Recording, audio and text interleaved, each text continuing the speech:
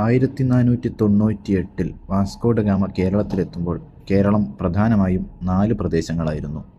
കണ്ണൂർ പ്രദേശം ഉൾപ്പെടുന്ന കോലത്തുനാടും, സാമൂതിരിയുടെ കോഴിക്കോട് പ്രദേശം ഉൾപ്പെടുന്ന നെടിയിരുപ്പ് സ്വരൂപവും, കൊച്ചി ഉൾപ്പെടുന്ന പെരുമ്പടപ്പ് സ്വരൂപവും, തിരുവിതാംകൂർ പ്രദേശം ഉൾപ്പെടുന്ന വേണാടും എന്നിങ്ങനെയായിരുന്നു.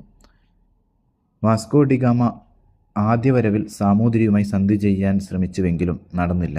തുടർന്ന് കണ്ണൂരിലെ കോലത്തിരി രാജാവുമായി സന്ധി ചെയ്യുകയും ആവശ്യമായ ചരക്ക് നേടിയെടുക്കുകയും ചെയ്തു. 1499 തിരിച്ച് ലിസ്ബണിൽ എത്തി. വാസ്കോ ഡി ഗാമ 3 തവണയാണ് കേരളത്തിൽ എത്തിയത്.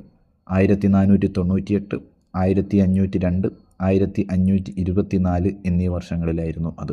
1524 അവസാന വരവിൽ പോർച്ചുഗീസ് വൈസ്രോയി ആയിട്ടാണ് വാസ്കോ ഡി ഗാമ എത്തിയത്.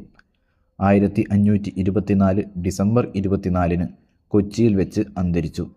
1524 കൊച്ചിയിലെ സെൻറ്റ് ഫ്രാൻസിസ് ചർച്ചിൽ ഭൗതിക ശരീരം അടക്കം ചെയ്തുവെങ്കിലും 1539 ഭൗതിക ശരീരം കൊച്ചിയിൽ നിന്ന് പോർച്ചുഗീസിലേക്ക് കൊണ്ടുപോവുകയും ജെറോമിനസ് കത്തീഡ്രൽ ലിസ്ബണിൽ അടക്കം ചെയ്യുകയും ചെയ്തു.